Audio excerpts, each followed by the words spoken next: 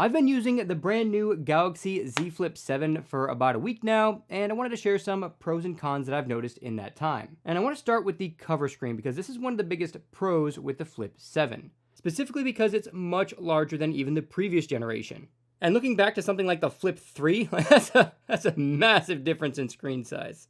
This makes it noticeably easier to reply to text messages, check your notifications, and even read lengthy emails right on the cover screen without feeling like it's too cramped. I've also had no issues seeing the screen in direct sunlight, and that's especially because Samsung has upgraded the screen to a 2600 nit peak brightness versus 1600 nits on the previous generation. But when you compare either the Flip 5 or Flip 6 cover screen to the Flip 7 cover screen outside, it doesn't seem like it's 1,000 nits brighter. Like those other, like the Flip 5 and Flip 6 screens were still pretty readable, but you can still technically see the difference between the screen brightnesses. So if you have a Flip 5 or 6 and you feel like you just want a little bit more brightness out of the screen, you will get that with the Flip 7. Samsung's also done a great job at making sure you could do most of what you'd want to do on the phone right from the cover display. Like if you need to make a payment, all you have to do is just swipe up from the corner and your payment cards and memberships will pop right up. And the NFC reader's on the bottom side of the phone, so you never actually have to open up your phone to make the payment. But just remember, if your phone is open when you go to make the payment, you will have to tap the bottom part of the phone to the reader instead of the top part of the reader. This next thing is something that's been on Samsung's flip phones for a while, but it is still nice to see. So if you go ahead and tap the flashlight icon on the cover screen, it's going to come up with this little message telling you to press one of the volume keys to start the flashlight. Because if it's dark out and you just turn the flashlight on and you didn't get that notification, you'd immediately blind yourself and have to quickly turn the phone away from you. So it's nice to see that Samsung has this little feature here where you can just press the volume up and down buttons to turn on and off the flashlight instead of just blinding yourself. Something else I love about the cover screen is that you get these different widget pages which are fully customizable, and you can add things like smart things routines. So if I tap this right here, it's going to turn off the lights in the studio. And if I tap this one, it'll turn the lights back on. So it's super awesome to have that kind of functionality, just a single click and swipe away.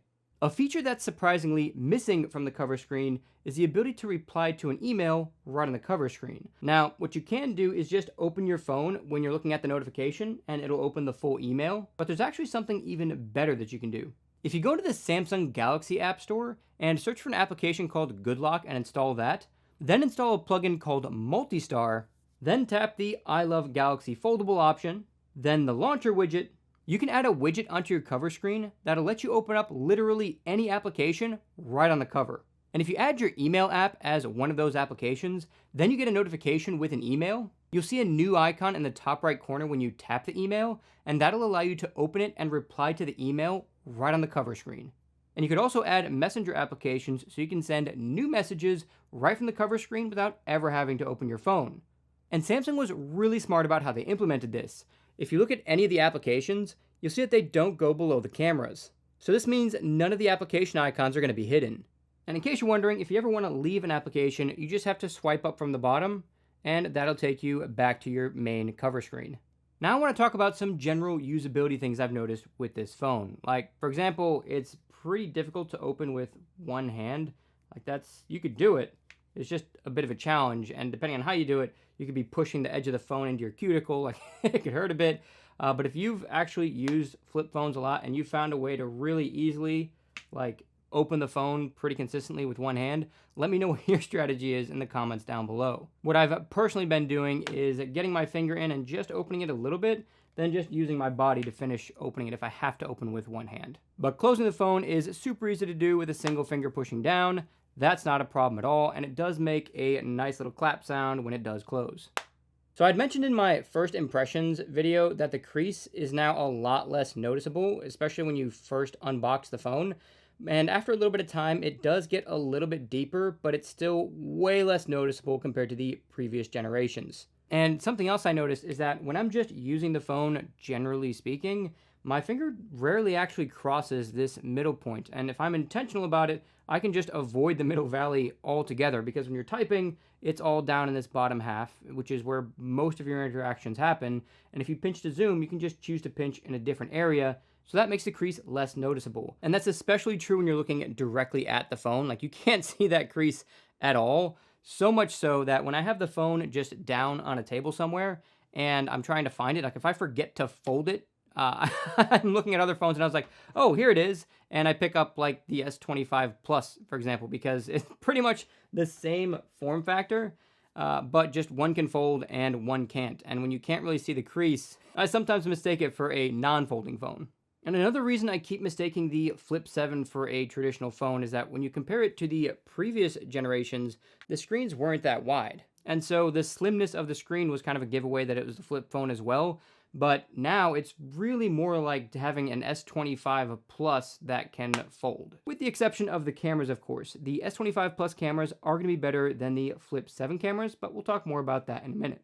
The buttons on the side have taken a lot of getting used to as well because they're significantly higher than something like the S25 Plus, for example. So if I hold both of these up, you can see that there is a big difference on the position of those buttons. So if you're used to the button placement on a candy bar style phone, it is going to take some getting used to the button placement on a Flip 7. Using the phone in flex mode where it's partially folded has been more useful than I originally thought it was going to be. Like if I have my phone down on a table and I'm just trying to take a note or send a message or something like that, I can have my message facing me and then I can just easily type with the keyboard on the bottom. So that's something I've been using more often than I thought I would. When it comes to performance, Samsung ditched the Snapdragon chips for their own Exynos chips with the Flip 7. I think part of that is because they were already putting the Snapdragon 8 Elite chips in both the Fold 7 and the S25 series, so part of the issue could have been a supply issue. But the big takeaway is that you're not really going to see any performance improvements between a Flip 6 and a Flip 7. That said, unless you plan on doing some intense gaming on the Flip 7, or you want to do some really big productivity stuff like maybe some intense video editing or something like that, then the Exynos chip is going to be more than powerful enough for your needs. And in fact, this is the first year that Samsung has added DeX onto the Flip series of devices. And this just lets you turn your Flip 7 into a full-blown desktop computer if you plug it into an external monitor. And the Exynos chip is more than capable of handling that. Now let's talk a bit about the cameras, because I have been able to do a little bit of testing with the cameras, and the 50 megapixel main sensor is pretty good. I mean, here's some sample pictures, and you can see that it takes some pretty solid pictures. But this is only in the 1x to 2x zoom range. If you push out to like 10x zoom, which is the maximum zoom that you can get with this phone, then things start to look not quite as good as what you can get with something like a Fold 7 or the S25 Ultra, which have longer zoom cameras. And the ultra-wide camera is also a pretty good camera, but it doesn't have autofocus like the ultra-wide camera on the Fold 7, so that means you can't get macro shots with this phone, like at all. So for a quick example, this is as close as you can get with the Flip 7 before the photo gets blurry. And this is as close as you can get with the Fold 7. So yeah, it's a big difference for macro photography. The night photos are surprisingly good as well. This is a nighttime photo without night shot turned on, and here it is with night shot enabled. That is a massive difference in brightness. And in real life, the brightness of this scene is less than half of what the picture actually captured. So generally speaking, if you're someone who doesn't really take a ton of photos, or maybe you keep everything in that 1 to 2x zoom range and you don't care about getting really close to things for those macro photos, then these cameras are going to be excellent. I also tried recording a video in like this old school camcorder method that you always see in the advertisements, and this is actually a pretty good way to record the video. It's a more comfortable way to hold the phone for filming, but I did notice that if you're running around quickly, the hinge does kind of shake back and forth a little bit. Like the stabilization does a good job of kind of taking that wobble out, but just be aware that if you're gonna be like running with the camera for some reason, you're probably gonna get a more stable shot by holding it like this. When it comes to battery life, I'm actually really impressed with the Flip 7. I've consistently been getting about a day and a half of battery life with light to moderate usage, but today I tried to absolutely destroy the battery. I took a ton of photos and videos. I spent a lot of time outside, which would have the screen be at its maximum brightness, killing it even faster. I also spent about an hour using navigation, and about half of that time, the phone was in direct sunlight, so it was again at the max brightness. I took a bunch of notes, I watched some YouTube videos, I listened to part of an audiobook, but the only thing I didn't do was gaming, which will kill the battery a little bit faster. The same for video editing as well. So if you do either of those two, you should expect a little bit less battery life than what I got here. And all in, I had about 5 hours of screen on time. And after that, I still have almost 40% of my battery left. So if I keep draining battery at about the same pace, I can expect about 7 hours, maybe a little bit more battery life by the time the phone dies. And I'd say that for most people, that's going to be more than enough battery life to get you through an entire day. And once the battery is completely drained, you're looking at about 30 minutes to charge it to 50%. And this is using the 25-watt charger, which is the fastest charging available for the Galaxy Z Flip 7. And if you want to charge it all the way up, you're looking at nearly an hour and a half, or sorry, just over an hour and a half. So not the fastest charging, especially compared to some other flagship smartphones. But that 30% should get you about 4 hours of screen on time. So to get 4 hours of screen on time and 30 minutes of charging, it's not too bad overall. So all in all, I think the Flip 7 is a great device, and this is the first Flip device that I've actually considered using as my daily driver. The only thing that's giving me pause is that I'd love to have at least like the S25 Plus cameras on this, so have 3 cameras across the bottom instead, because I do personally take a lot of zoom photos of my kids when they're either playing outside or doing sports. But if you're someone who's only going to need to take photos in that ultra wide to 2 times zoom range, then this really is an excellent phone. And if you want to get an exclusive bonus discount on this phone on top of Samsung's current pre-order deals, you can use my affiliate links in the description and pinned comment. Just be aware that those links only last for about 30 minutes, so if you get to checkout and you notice that the discount has disappeared,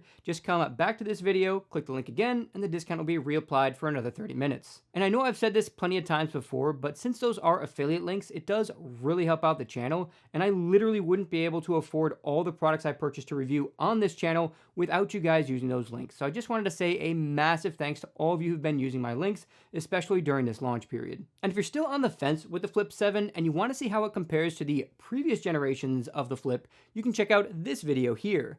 Or if you're curious about Samsung's brand new Galaxy Watch 8 and how that compares to the previous generation of this watch, you can check out this video instead. That's it for this tech episode. Jesus loves you guys, and I'll catch you in the next one.